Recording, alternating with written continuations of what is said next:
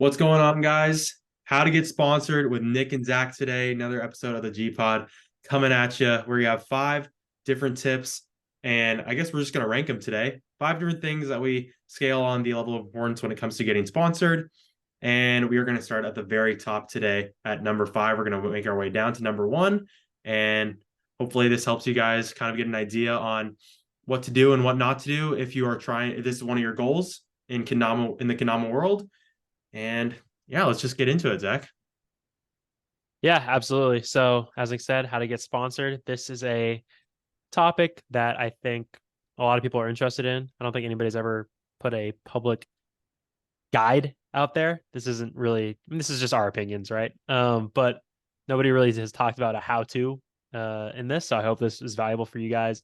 And this is just what Nick and I think, but Nick and I have been in the game for 12 years. We've seen a lot of players get sponsored, come and go. And yeah, we compiled a list of five things, and we're going to be starting from and we rank them. So this is going to be the least important thing, but honestly, all of these are very close in importance. So we're going to start at number five. Don't rep a company and expect anything in return. Not sponsorship, not free merch, nothing. In the past, in Kendama, we see this a lot, and what we see is a lot of players repping a company exclusively very, very, very, very hard and getting a little annoyed or getting confused as to why they're not being sponsored. Maybe not a lot of players have come out and said that, but it's definitely happened. I've seen it over and over and over again in the last 12 years. And the reason why it's not a good thing to do is because these companies don't owe you anything, and you don't owe these companies anything either. It's for these companies, it's free marketing that you're doing this. It's cool, but no, but it's not. It doesn't guarantee anything. It's nothing. They don't owe you a package or nothing. And I think a lot of players think that when they rep exclusively a company, they're setting a message like, "Hey, I want to be sponsored by this brand." But in reality, it's more so that you really like that brand, and even though companies may pick up on that, it doesn't take just repping to become sponsored. And I think a lot of people get this confused because you can play a company and not be sponsored by them, and another company can pick you up, or you can play a ton of different companies and you'll get sponsored by a company that you get along with, or a company that maybe you're not repping hard. It can go any way. It doesn't have to be that you have to rep a company super tough beforehand. It kind of just goes to show there's a lot of people, a lot of kids in the past and even now who, they'll share every single drop, buy every single kendama, even get sent free stuff sometimes, because companies, when they see this one player buying all their stuff, I mean, how could you not send that person a free kendama every once in a while? And like we just said, it's just free marketing for the company. And even if you put all that effort into repping super hard, that's not all that matters, because clearly if that was all that matters, then you'd see certain players in the game right now being picked up. And I'm sure, there's people that come to mind, right? But there's outside factors, everything, location, there's everything, things we can't control basically sometimes, but mainly it comes down to who you are as a person, in my opinion. I mean, Zach and I, when we were coming up, we weren't sponsored, right? I mean, we literally were playing Kendama USA, Kendama and Sweets, and every other Kendama we literally could ever open. Every Kendama we won in a competition, we played until it was just thrashed. And I remember even saying Kendama was the best company in one of our unboxings. I had gotten like an Aqua Blue Zen, which nobody probably knows what I'm talking about. Most people. And Zach and I were like, yeah, Zach said, by the way, guys, Kendama Co is like the best company. Just when we were unboxing those things, like this blue striped Shenzhou. Yeah. That was 10 years ago. That was literally over 10 years ago.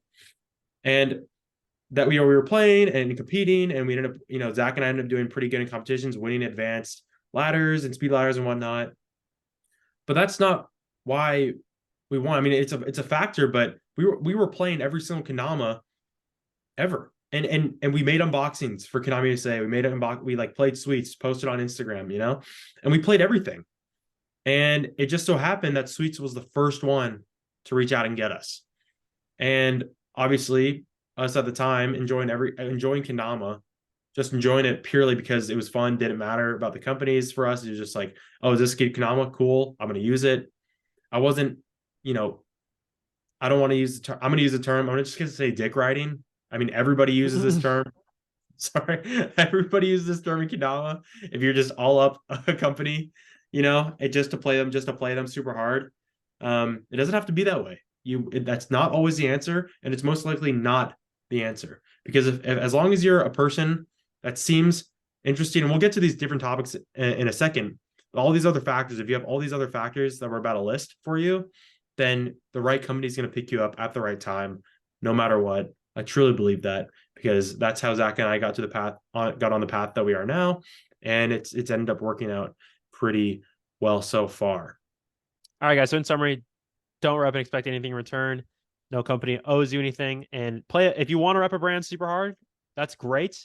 But don't do it with the sole intention of I'm going to get sponsored because of this. Because when you think like that and it doesn't happen, your mindset's skewed and everything is just weird, and you're gonna feel frustrated, annoyed, confused.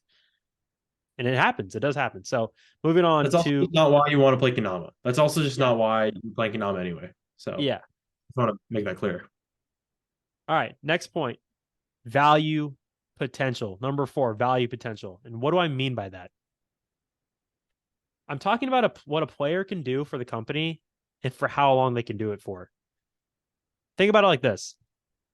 No company would sponsor a player if they already knew they would stop posting or quit within a year or two, right?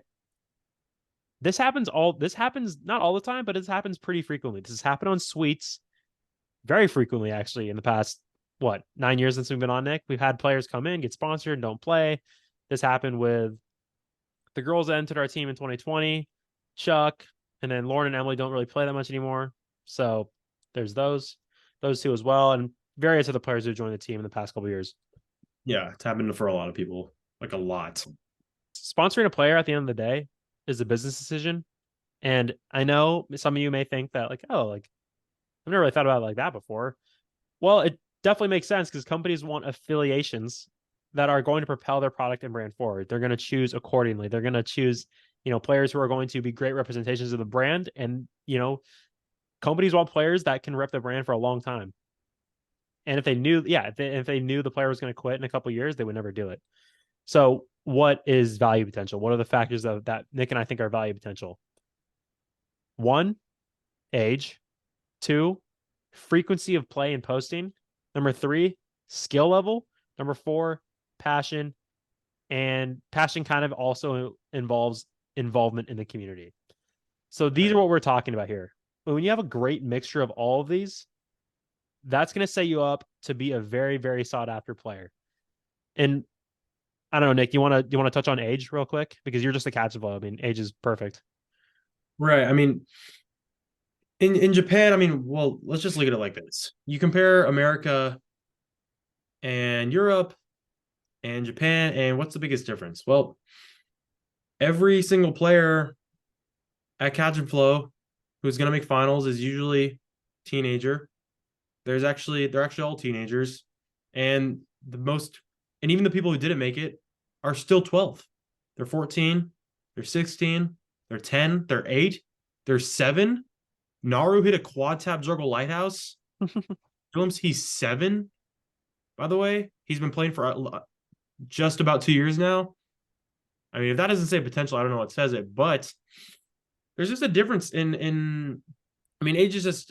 I mean, you can't argue it. It's the biggest thing. Nobody's gonna look at a 10-year-old who's ripping harder than most pros and be like, oh, I don't want that guy. Nobody's gonna say that. Everyone's gonna want that kid. Because I mean, I know Naru for a fact. He's 7 years old.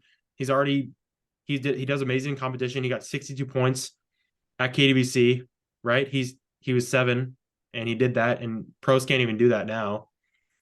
And it's like I know he gets sent Kanamas all the time, but and he's not even sponsored. He gets sent Kanamas by a lot of different brands because they all want him, right? And that age is the biggest thing for potential. It's the same thing for Zach and I. We got picked up when we were 14. And we were playing all the time. It's the same deal.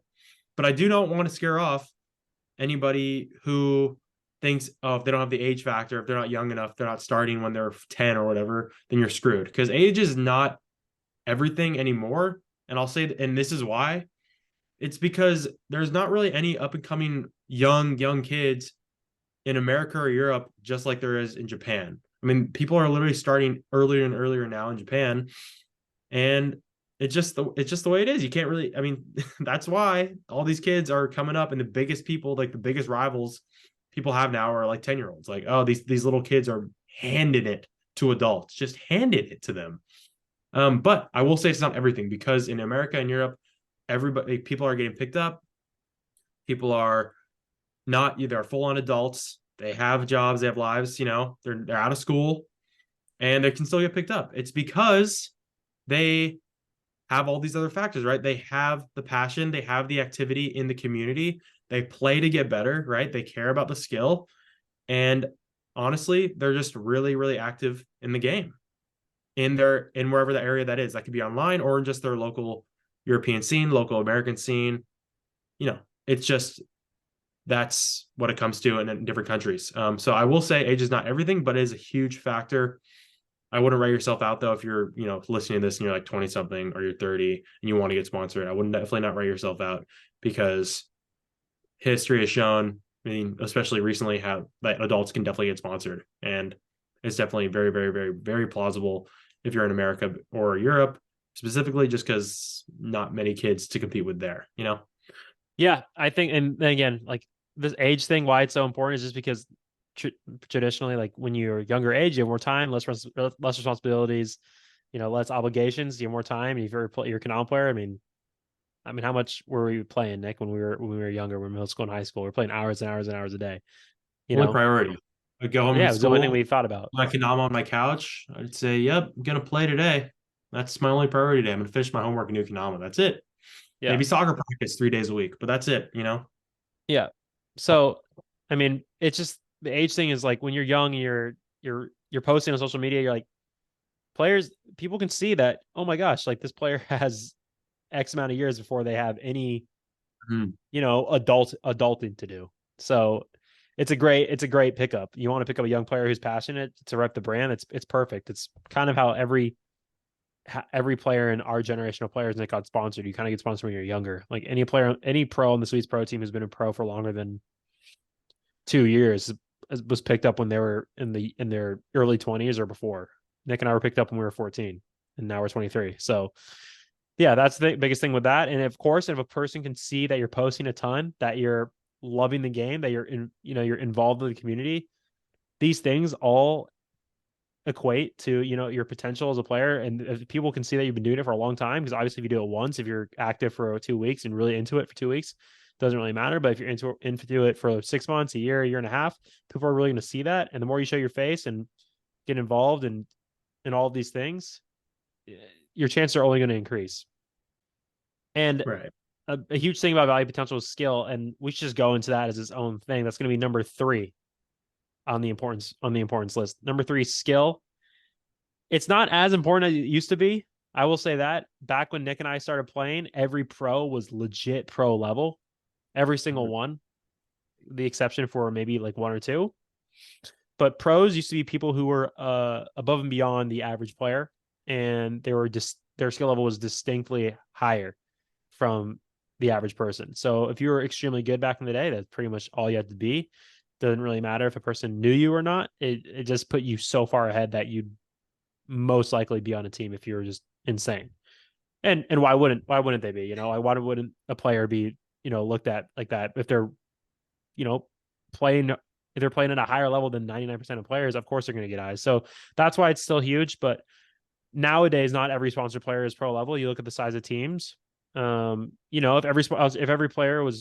you had to be a pro level player to be sponsored, every team would have like half their players or a third of their players.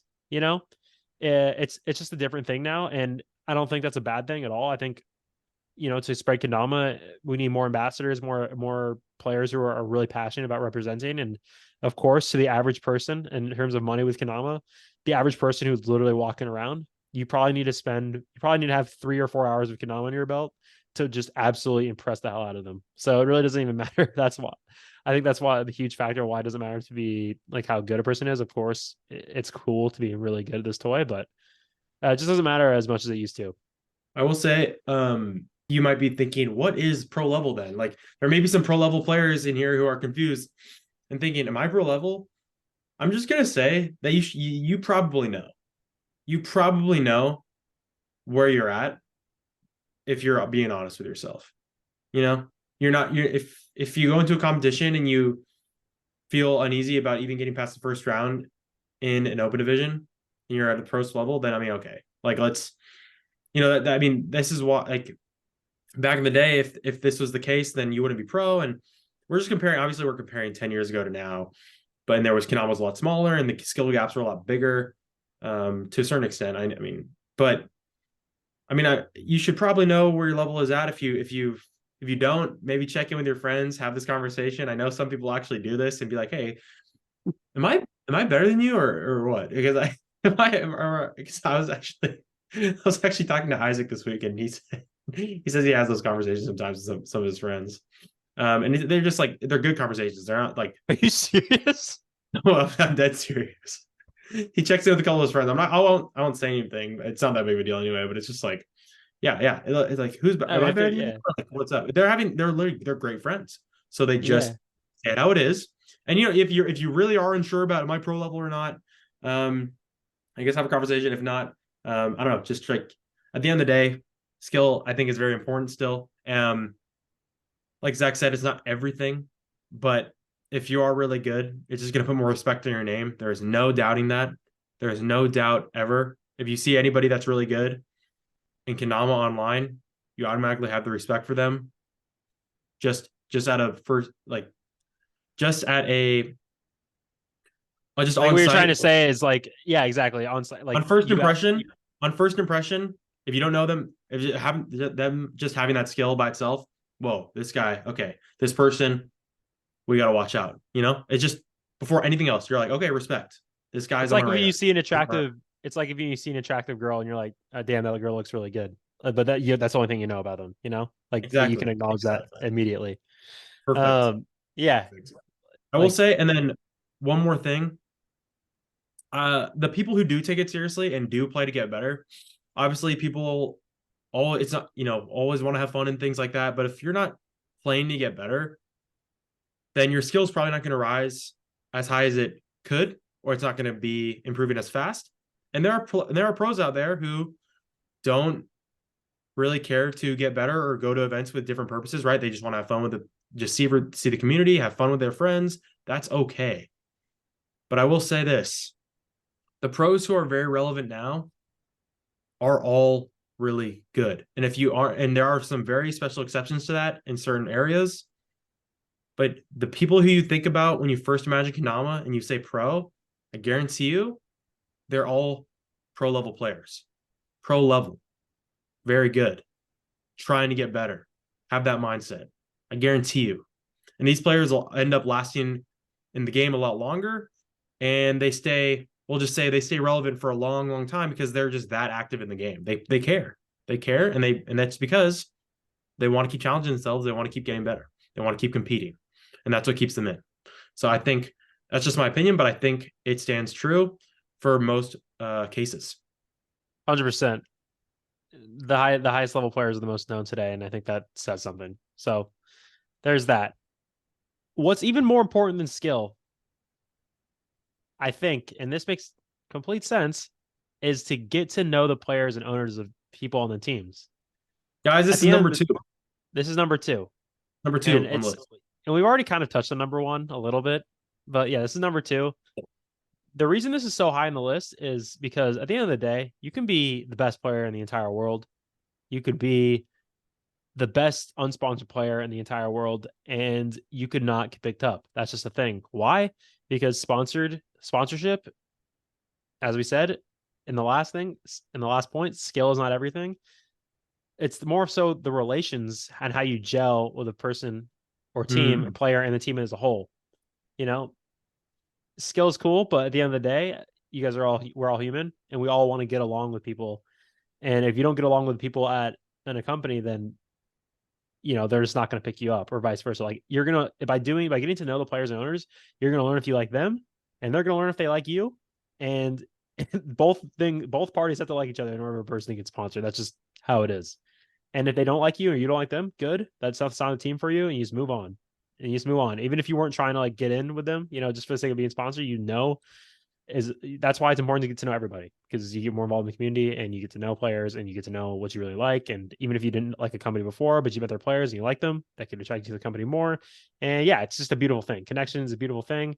And at the end of the day, if the relationship is not pristine, then a company's not going to waste their time picking you up because you guys don't vibe. Like that's just not going to be the case. There are a lot of players who have come into not only suites but various companies out there and have left, and it's happening recently. It's happened in the past. People just leave and switch companies. Obviously, no, we don't know the backstories of everything, but it comes down to the gel with the company, the communication, the connection. It's very, very important. And even if that player is a world champion, a top competitor, it doesn't really matter. If they're not clicking, it's not going to work. Promise you that. It is definitely, I definitely know when I'm at an event and I keep my radar. I mean, we're not very actively, thinking who's here, who's on the come up, who's who we're gonna pick up at this event. We're not thinking that.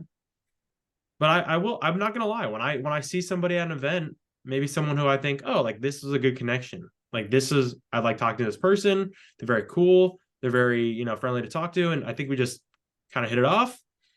They're on my radar. They're just on my radar as a person in the community. Maybe it doesn't matter if I'm thinking about picking them up. I just know that they're a good person in the community and I'm more aware of their genuine existence, right? So I think that is, and I don't want to pressure you guys to honestly be nervous when going to events and trying to impress people, trying to impress companies. You don't need to do that.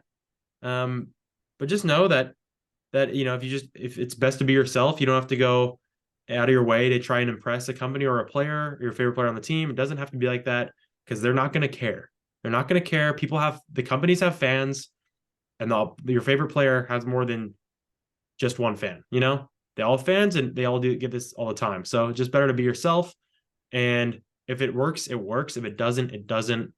And that's honestly the best way to look at it, because you don't want to be wasting your time and they don't want to be wasting theirs. So whatever way it goes is the way it's supposed to go, in my opinion.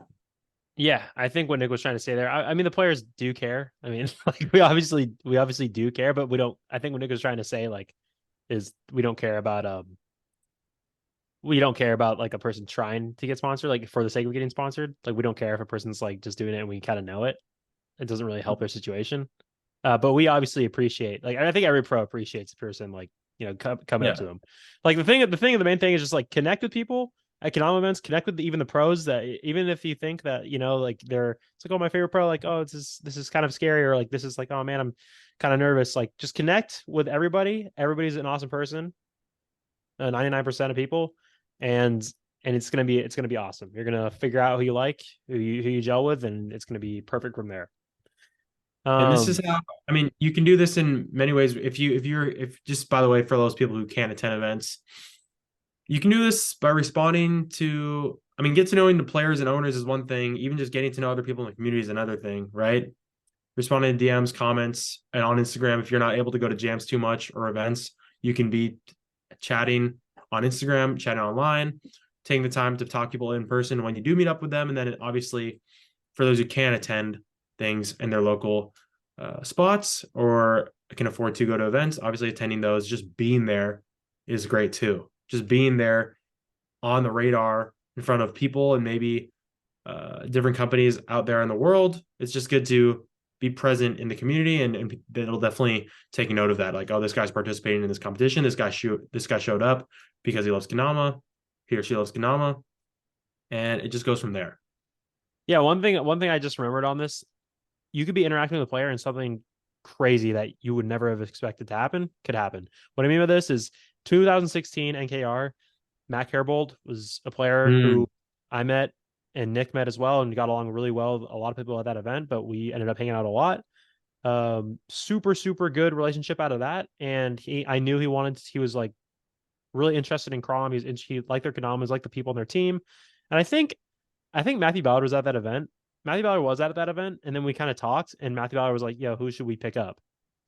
Yeah. He literally asked me that. I was like, He asked me that too. he's like, yeah, dude. I was like, yeah, man. Like, I mean, Mac Hairbold is here. He's like, all right, cool, for sure. Like him.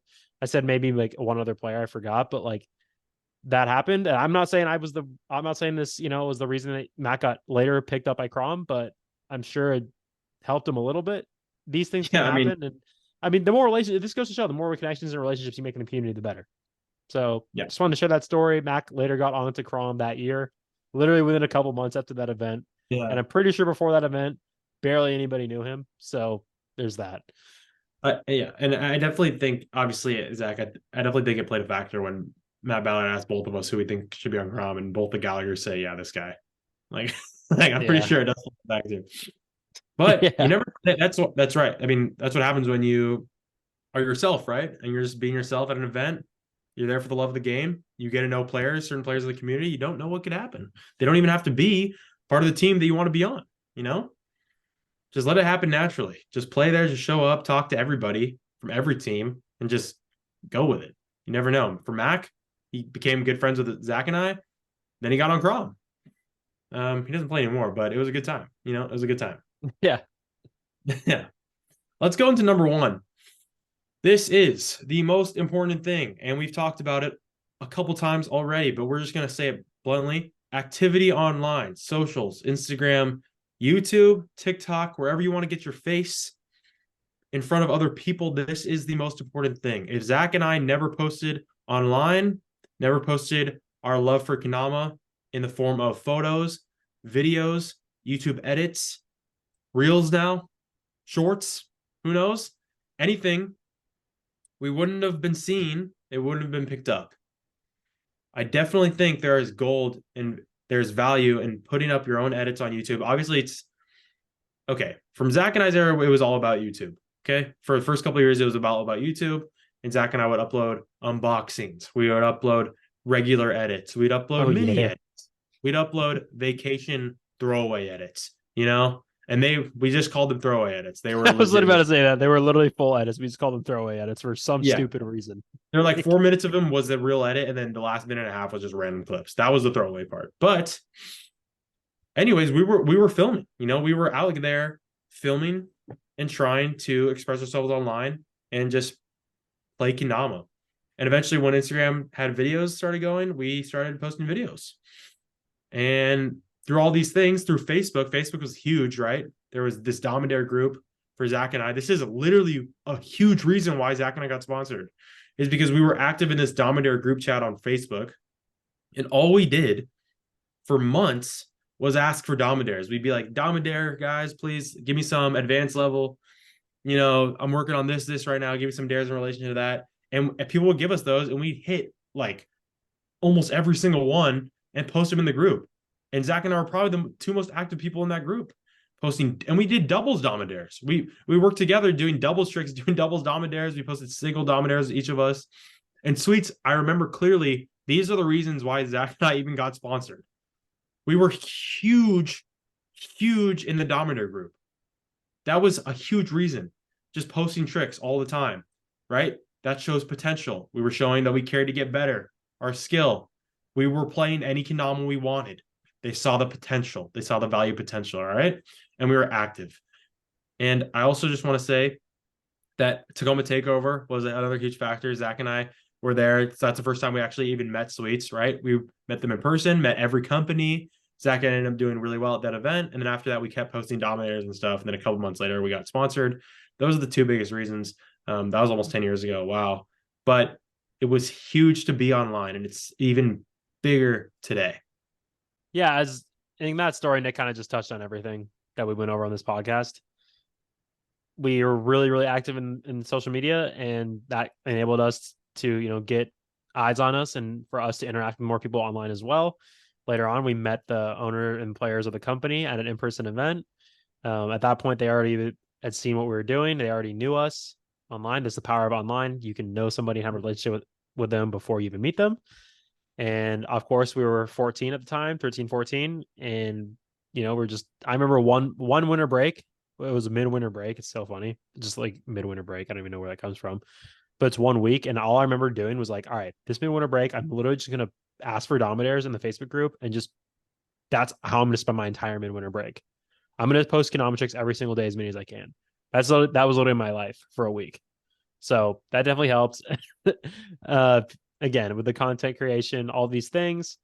And again, like Nick and I were using any Kanama on we could find, and it's still a company wasn't like, oh, they're repping this company. Like, oh, maybe they're not interested. Like at the end of the day, Nick and I were just playing any company that we wanted, and it worked out great because just got an offer from a company that we ended up really enjoying, and yeah, it was awesome. So that was kind of the story of how we got sponsored. And at the end of the day, guys, like activity online is going to be the first breakthrough to everything we just talked about in the podcast. That's why it's number one.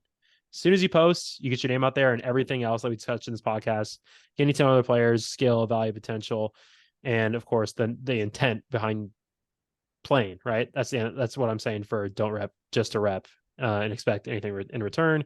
Just kind of the intent around your playing. You're going to kickstart all those things by just posting in general. That's the best way for players to get you on the radar, for you to get to know other players as well.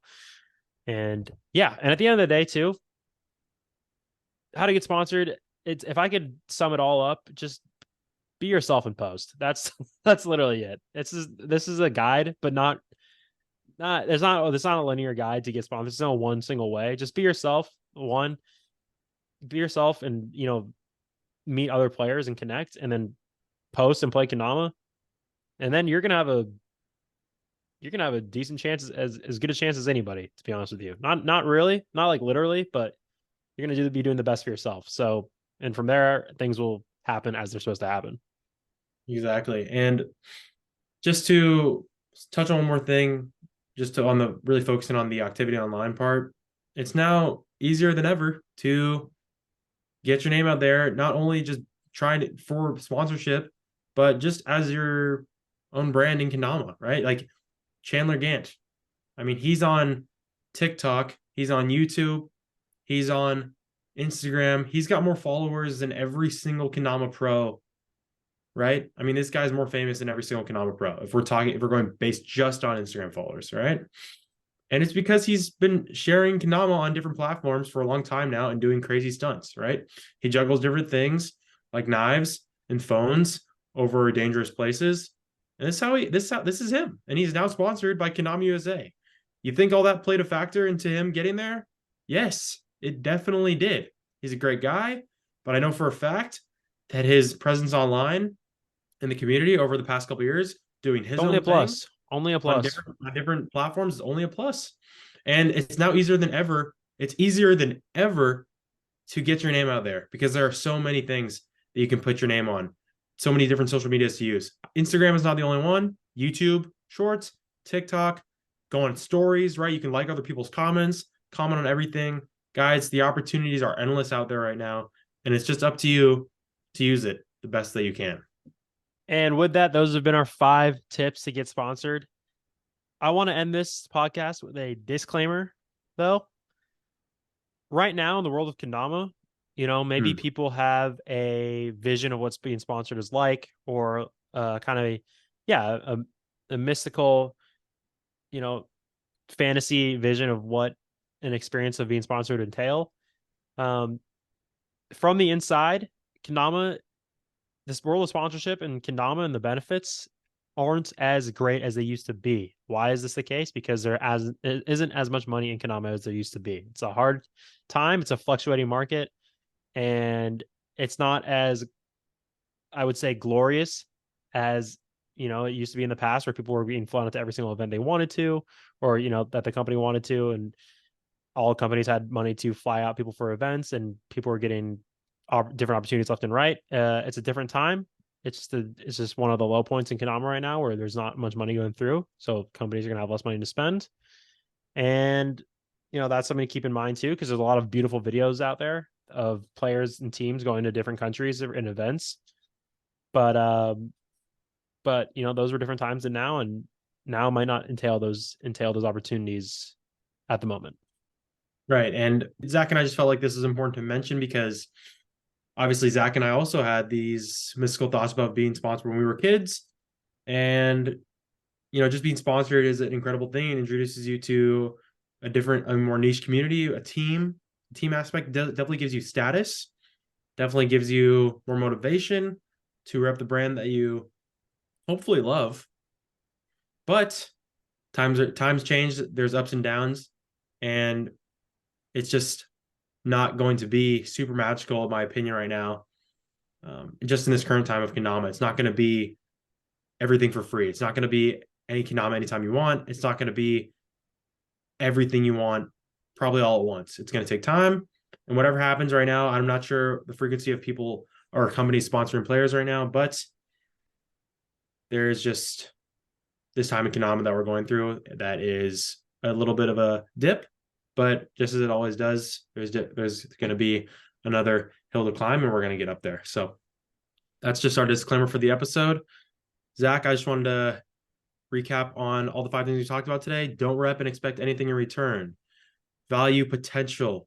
We have skill is still important. Get to know the players and owners, and activity online, socials, Instagram, YouTube. That is the most important thing. 5 different things to consider when how to get sponsored. And hopefully this helped you guys. I know Zach and I took from our own experiences and the current situation in Kendama right now. We just kind of put our thoughts together, and hopefully this gives you a better idea on the path to get sponsored. Well, guys, that was G-Pod episode 2, how to get sponsored. Hopefully you guys took value from that. Honestly, I'm not sure about the appeal of getting sponsored now in today's world of Kendama. I'm just not on the other side, and I haven't been for a while. So I don't know how prevalent it is, but regardless, hopefully you guys found this useful. Again, this is kind of an interesting topic that Nick and I took on because nobody's ever really talked about this before publicly. And of course, there isn't a set path how to get sponsored. Everybody's individual. Every situation is different. But Nick and I thought we'd take a stab at this one. And hopefully some of you guys found value from this. Anyways, we'll see you guys on the next one. Thank you so much for tuning in, and have a great rest of your day. See ya. See you guys later.